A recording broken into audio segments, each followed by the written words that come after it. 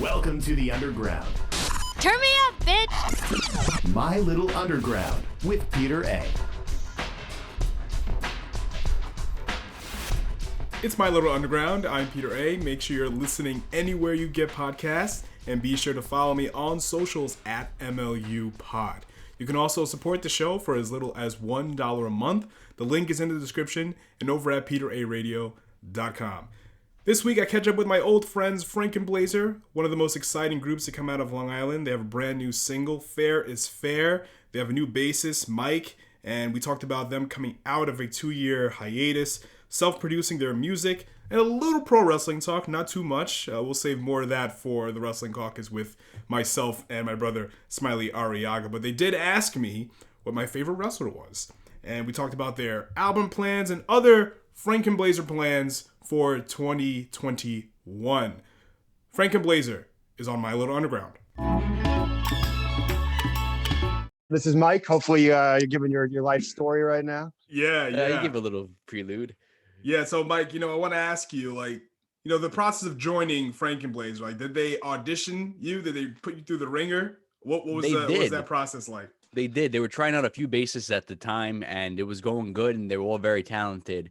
And I was nervous. You're always nervous when you're joining another band because you want to make sure that your skill level is up to par with them. And Darian's a phenomenal drummer, and Dan's voice is very unique, and Eric's guitar playing is phenomenal. So it was definitely intimidating at first. But once you get to know the guys, and they just have a passion and love for music, so it just came naturally, and we clicked. So, Darian and Dan, for you guys, what do you guys look for in a bass player? What are some key identifiers that bring you to okay, this is our guy, and this is what we need? One of the first things for me was that first audition. He knew 3 or 4 songs right off the bat, practically to a T. So right off the bat, I was impressed. And I knew he'd be a fast learner, so we can do shows ASAP. I feel like he brought that intensity. He had the right tones that we need. He could fit into the mold. And then took a while. Even though he's a much better guitar player than I am, he lets me play guitar still, so that's good. And stop, man. He fit the mold of the sound we were looking for, which is great. So once we kind of had him in, that's what happened. We got Mike a couple auditions in, and then luckily, we got it much faster because the last time we were looking for a bass player, when we got Sean, who unfortunately had to leave because he moved out of state. But we were out of commission for about, I would say, half a year at least. We were gone. We were looking for a bass player, nothing really clicked. So Sean came through, he filled the spot great, and then unfortunately he had to go. And when he did, we found Mike super fast turnover, so we didn't really skip a beat. But that was the great thing about finding him, and the speed at which we were able to find him, and the fact that he was able to go through those little steps to get into the band really quickly. Yeah, I remember the last time I saw you guys live, it was at that bar in Huntington. What's that place called? I forgot. Yes, Darian knows it. Finley's, we did an hour-long show. What? Yeah, no, I remember we had our last interview with Peter's podcast. That was probably that place in Huntington. It was me and Darian. Yeah. That was probably when we had Sean. That was probably one of the first gigs with Sean. Then we never really played. We played a couple gigs here and there. COVID hit. We played our last gig that first week of March when COVID really struck, and then we haven't played since. Obviously we're playing it safe with regulations and everything. You're not going to go back too early, but we found. Bottom line is we found Mike super early, but yeah, when we last spoke with you, that was in almost like a hiatus phase. So right, we really picked it up since from there. Obviously, if you heard, we'll probably talk about it, the new track, the new video that came out, that inspired some life into it. Mike really brought the. It's funny because he had the best of both worlds of both Sean and our original bass player Kurt. So that's what really made it super fast, got us invigorated again, and we kind of You might have seen Frankenblazer kind of take a lull when that COVID hit, but I think now that things are kind of opening up again this year, we'll see what happens. But with this new song coming out, we got more songs on the way. Things are kind of clicking now, and I think we got a lot in the tank for the future. Yeah, with Fair is Fair, the one thing I noticed, Kurt made a little cameo in the video. I keep him in there. Everyone loves Kurt. He's always still part of the Frankenblazer family. He's always going to be we always look to him when we're writing music and stuff, always still like, what do you think of this? So like we had to get him in there. Everyone's pointing it out. They're like, there's Kurt. Yeah. But we love seeing Kurt. He's always gonna be a part of it. Right. And so, since Frankenblazer Motel, that was about 2 years ago. The reason for part of the reason for your hiatus was trying to like solidify the lineup of Frankenblazer. Is that fair to say? Yeah, I think we had, like I said, like it took a while to get to Sean, so it was at least 6 to almost 8 months, I would say. And like once Sean fit in, it was a great fit. Everything, but again, things happen as we're getting older. He had to move out of state. He found a new job. He was like, this is an opportunity I got to take. So like we did have a solid lineup for here and there. Like I'm not gonna say like we were in a transition period. It's just a matter of we were still finding our feet. Like when Sean came in, we didn't have as much new material as we had. So like we do have to owe a lot to him and his portion of being in Frankenblazer to like writing the process, because when Mike came in, we had so many songs to kind of get going. Like Fair is Fair, I'm pretty sure Sean wrote with us at the beginning. So like as though we didn't really play many gigs, we played a handful here and there. But he really did play a role. But like you said, like we were keeping out in like the public, keeping out in playing shows, doing all that stuff, even with the year of COVID. So like it was a year of that, plus I would say 6 to 8 months of not having a bass player. And then Sean stepped in, but he was only here for, I would say, about a year. But in that year period, how much did we play? We did a lot of writing. I'll let like Darian touch on this because Darian does the recording, the engineering, but like we've been doing some stuff behind the scenes. So I think we'll be shot out of a cannon. But like I said, I'll let Darian touch upon that kind of stuff. Yeah, so with Voodoo, you guys were in Voodoo Studio, and Darian's doing the mixing for Fair is Fair. So is the goal to keep everything, even production, in house with Frankenblazer? Pretty much, yeah. I've been doing the last couple EPs, which I understand I'm not like the biggest professional at it just yet, but they get better and better in my opinion. And I definitely think Fair is Fair is one of the higher quality tracks that we have that was done by myself. And getting to bring them back to Voodoo was really fun. I know they did their first EP there before I had joined. And even before I joined, that was the first thing I listened to from them. And I was immediately blown away. And I wanted to be in the band so bad. I was lucky enough to get picked. And it was great to bring them back. Yeah, so yeah, exactly. You touched upon, Fair is Fair, the quality of it. The quality of it is a new evolution for Frankenblazer, and the earlier material that I've heard from you is very lo-fi, and I saw a whole lot of potential in it, but I saw it actually come out in the live sense. So with Fair is Fair, is the low fidelity aspect of Frankenblazer completely gone? Are you guys just studio rats now, or are you open to doing a lot more DIY home recordings? I thought Darian take this one, but I think he knows all the like technical stuff with like the equipment, but once he gets his equipment, you'll start hearing that, because like you said, you've noticed from the beginning, I love that old sound we used to have, so I would like to keep some of that, but Darian has really like improved the way we write, the way we record. So I don't really want to go back to like the not the grungier as in like, the genre, but as in like the rough around the edges portions I would like to kind of leave behind, but I still love that kind of lo-fi sound that we originally found. So like I said, hopefully we'll get that touch of it back, because we'll be doing some in-house stuff in our recording studio, home studio, but it's all going to be in Darian's court. So pretty much it's what Darian says, I would assume. Yeah. And, like Ty Segall, for example, right? So like Melted is like a happy medium between like his earlier, more low fidelity, grungy, the noisy kind of stuff into, kind of a change of pace for him with more high fidelity, really pretty sounding songs. So I guess with you guys going forward, it's good. Like Fair is Fair already has that. It's still crunchy, but it's glossier. Yeah, definitely cleaned up a lot better with the mix, because Darian definitely is doing really, really good. He's also a studying student for sound engineering, and it's a great asset to have in the band as well, because one of the biggest problems with music is that you don't want to be controlled by a label, and you don't want them to change your sound, and having somebody, an asset like that within house is great. You know what I mean? And it sounds very professional the way he did it, and we all did a really good job, I think. What about the mastering end? Are you guys taking care of that too? That's all Darian, man. Wow. The mastering was done by the engineer at Voodoo Studios, Frank Mataratona, who he recorded their first EP. And since then, he's tracked bands like Yvette Young from Covet, Dillinger Escape Plan, Deer Hunter. So he did the mastering for this song with us.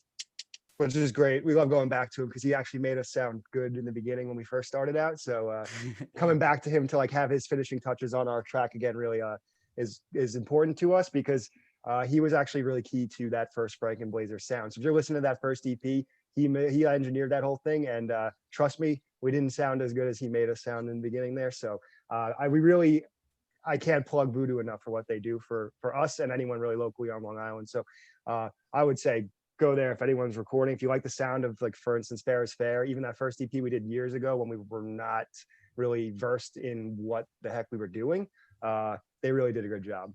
And I'm sure Darian can speak with that, but it's a little biased. But again, the product is there. You know, we are. They make us sound a lot better than we are. As far as like practicing is concerned, do you guys, like, you know, even with COVID, how did you guys kind of maneuver kind of getting together and because with Mike as a new addition to the group, you have to build chemistry, you have to build a rapport. How were you guys able to do that over the last year or so? Well, we took as much protocol as we could. We'd wear masks at first. We'd get tests if there was any kind of scare within the family or the homestead. We'd do our best to get tested and test negative. So we also, you know, try to stay as much out of public as possible. And we just do a lot of the guys work remotely or in seclusion. It's hard for me because I'm a chef. I actually worked at the hospital during the COVID pandemic, and it was a crazy experience. So I had to make sure I took every precaution to keep the guys safe, you know?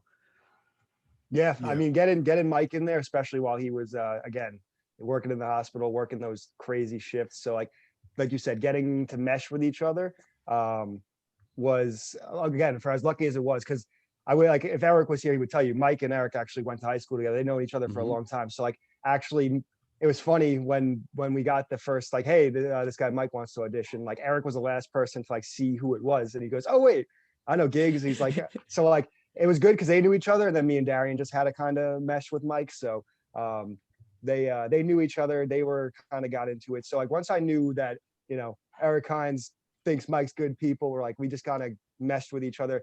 He has the same kind of, like, you know, we're all into the same type of things. Like, a good thing about Frankenblazer, we all like different types of music too, and we bring it all together. So like he might have his own like tastes that are separate from us, but like you could tell he fits right in. But the meshing aspect was super easy, again, just because one of us knew us from before that, and then we it kind of went from there, super easy. And again, it sounds like it's like a broken record, but Mike made it really easy for us to kind of get back our feet under us. Yeah, thanks, Dan, brother. I know, you know, you're into you know, Ty Segall fiddler and stuff like that. So Mike, like, what are you rocking to? Like, what's your go-tos? It's crazy, man. I mean, I know, like, when you go on a date with a girl for the first time, you ask them what kind of music they like. They go, I like everything. Yeah, right. It's like, but at the end of the day, I'm really more of a metal guy. I like Gojira, Meshuggah, Five Finger Death Punch, but I do like a lot of ska as well. I like the Mighty Mighty Boss Tones, Say Ferris, and stuff like that. And the thing about bass that I like is I'm also a guitarist, as Dan noted before. I really enjoy the bass line because as a bass player, I learn a lot more about guitar too, about root notes and tonalities and harmonic minors and stuff like that, and how to congeal it in music. And the best thing about bass is that bass can be applied to any type of music. You know what I mean? And it's like, I'm very passionate about playing it, and I like to make people happy with music such as these guys do as well. So I think that joining the band was definitely a good fit because they all are passionate about different kinds of music, as you stated before. Yeah, and Eric is the same way. Eric is a metalhead too. So, and you could tell in his riffs too, which is oh hell yeah. I mean, and look at his hair, you know. Yeah, exactly. His hair now is like exactly. You know, yeah, we have to, like, Eric is a trip. Like, we have to get him back on when you know.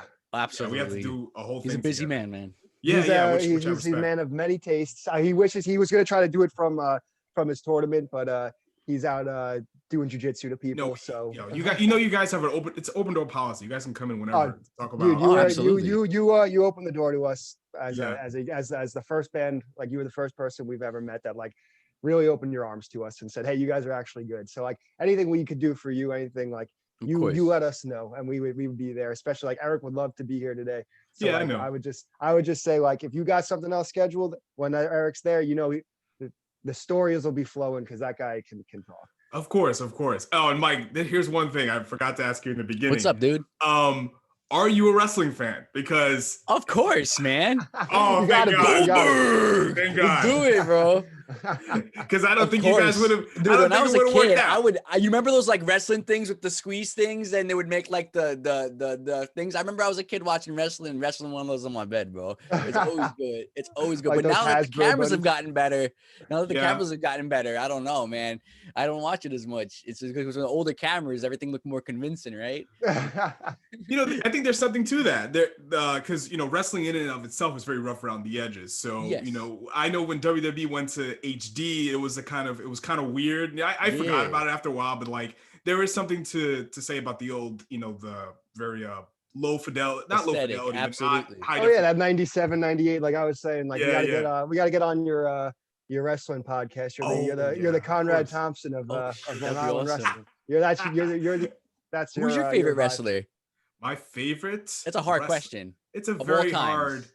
Maybe we went over this last time, but I want to hear it again. I want to know. Yeah, it's gonna be it's like music. It's gonna be different every time. That's true. I've been watching a lot of mid 90s All Japan Pro Wrestling, like Kenta Kobashi and stuff like that. Like I think he's probably at one of the top. Like definitely incredible. His athleticism is incredible. Yeah, right. Just realism and drama and storytelling. He's just the king of that.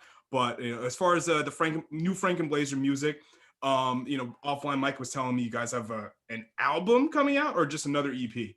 Well, we're trying to do our first, because you know us, we do short EPs, but we writing through this whole pandemic, we have about I would say at least 9 or 10 songs in the bank that we can turn into an album. So I think if Darian wants to say something about this, it'll go back to that question you had earlier about what we'll be recording, how we'll record it. We kind of want to touch upon recording some in-house, some going back to Voodoo. So if Darian wants to say, we got like 9, 10 songs, but Darian, I see that you're the engineering guy. So I really want you to hammer home what we're kind of really doing here. Well, yeah, we have like 9 or 10 songs, some of which are more complete than others, but definitely close to our first full-length album.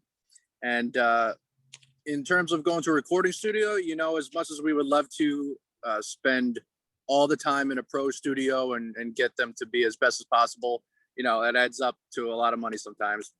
So, there's options to, maybe just do drums there because of the huge drum room and do some other stuff at our studio, basically for free, maybe come back, do vocals there, so there's options to split things up, do a little bit there, do a little bit in-house, and then, just do what we're able to and get the best product we can. Right. We haven't written anything. We haven't come out. We came out with one song over that pandemic. So I think an album's in the works and it's coming soon, hopefully. We wanted to do at least one single with a video just to let people know, hey, we're still here. We're still a band. We're alive. We made it, hopefully. Yeah, it was a good call to do that because I was worried about you guys. Like, what is Frankenblazer up to? Like, what are they working on? Because following you guys on social media, it's like, okay, they're in the studio. So they're doing something. Cool. Yeah. I just got to be patient. So talk to me about release strategy. Like, are you doing another single or are you just gonna boom, here it is, here's the album, here's the EP, whatever?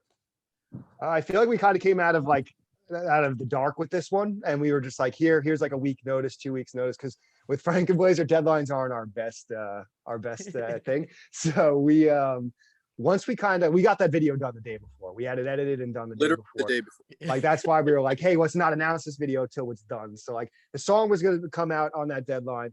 We had it ready. It's just a matter of we can get that video ready. So as far as getting a plan, we'll hopefully have 1 or 2 done. Like, we'll talk about it as a band. Like, Darian's really good about, he's really about pushing the releases, about pushing stuff on social media. Like, I'll handle the social media accounts, but believe you me, I'll have like the band pushing me to like post this, do that. We really need to get eyeballs on this. So it's really helpful to keep us in some sort of plan. But I don't know about the rest of the guys. We'll probably let Mike and Darian think what their plan would be. But that 9, 10 songs, once we get them done, I'd rather get them out there, but who knows if we'll release 1 or 2 early. But we might do a here you go, but we'll probably give you guys a little warning before, like not like this last one. Okay. All right. So when it comes to, I know you guys haven't really done this, as a band, physical releases. I think I was thinking about it today.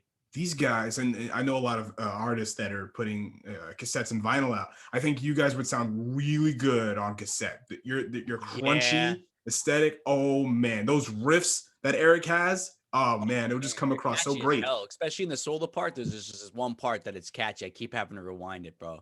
Like he's definitely a great asset and a very talented guitarist to have.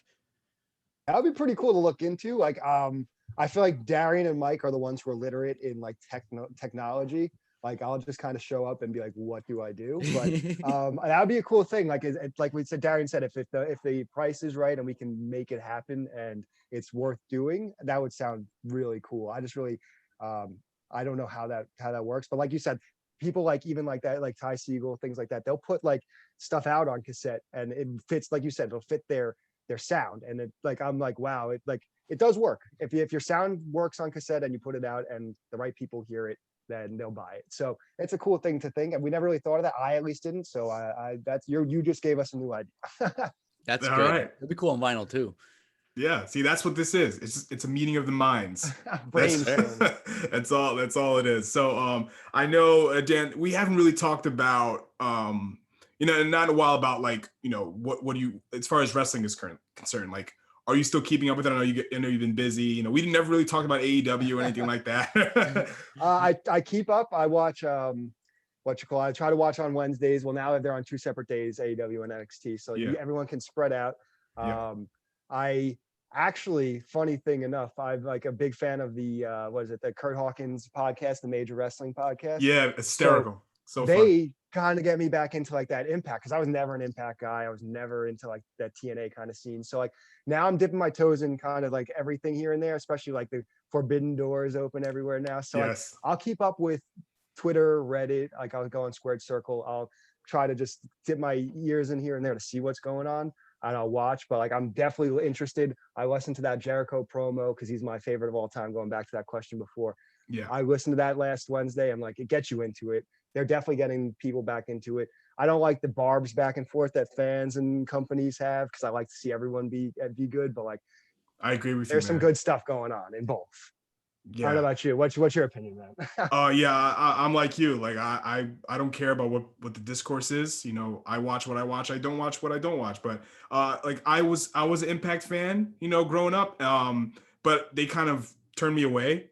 But we'll have to have you on the Wrestling Caucus to discuss why. Get me and Eric. And now that Edge is back, Darian's favorite of all time. I'm pretty sure it was Edge. So so that's how you know. That's how you know. So we'll get the band on that, because we can do a whole podcast on. Yeah, but I'm glad there's a lot more wrestling to watch, and Impact's been pretty solid too. Rebellion was a solid show. But yeah, we'll have to have you on the caucus, and we'll definitely chat more. I'm 100%. Frankenblazer, so great to catch up with you guys. Thank you very much. I'm very excited for the future of Frankenblazer, and when you're ready to put out more music, there was never a forbidden door with you guys. It's always open. You can come by, talk about whatever. So let people know where they can follow you guys, where they can stream Fair is Fair and what have you. Let's do it. Let them know, guys. Oh, go ahead, Darian. Follow us on Instagram, Frankenblazer on Twitter, Frankenblazer on Facebook. New single Fair is Fair, Spotify, iTunes, Apple Music. Definitely check out our video on our IG. I don't even know what that's called, like the TikTok. Instagram. Go on YouTube. Give us. We're almost at 1,000 now collectively. Yeah, we put it out about a week ago. Unique name, so there's no other Frankenblazer. If you hit Frankenblazer, you'll find us. That's what we like about that unique name. You'll find us. It might say Frank Blazer. You're like, no, Frankenblazer, and then you take it. Google's got it back. Yeah, so you'll find us there. And we put some effort into that video. Eric took some tomatoes to the face. And then hopefully this summer we got shows coming. So that's what I'm most excited about too, man. When I first heard Fair is Fair, I immediately thought outdoor summer festival on Long Island, barbecues. Right. I smell, listening to that song, you smell the burgers, you smell the hot dogs, you smell the charcoal. Your lips you smell the beer. You smell the weed. You smell all of that. You smell the propane and propane accessories. Yes. Hank Hill's out there. Very Hank Hill. Hank Hill's on deck. No, I definitely smell the college football, you know? Oh, man, I can't wait for that. That's one thing we want to do is like being from Long Island, being outside all the time. We want to be Hell able to play an outdoor like festival gig like that. So if anyone's listening that wants, Frankenblazer's always open to book us. You contact us. We're like the most approachable people. We might have been out of the public eye for a little bit, but you contact us and we're ready to play. So if anyone out here is listening, because I know things are opening up again. So Frankenblazer is getting back out there. So I think, seeing you guys before you guys even released music to the public, when you just had SoundCloud demos. You are our first, and honestly, you guys drew people. You guys drew people. I remember this one story, this one time. It was in Lindenhurst. What's that bar? The Brew House. That was our home base. Yes. So you guys were, I think you were mid-set or about to start. Maybe you played a few songs. And then some woman asked you to play AC/DC, and Dan was like, "No, we're not doing it." Like, whatever. Great time. You never told me that. It's like, hey, I'll play it. Growing up, I loved AC/DC, but Frankenblazer, like it's like we have a joke. If anyone yells Freebird, we're gonna play Freebird up until the part where they start getting loud, and then we'll stop.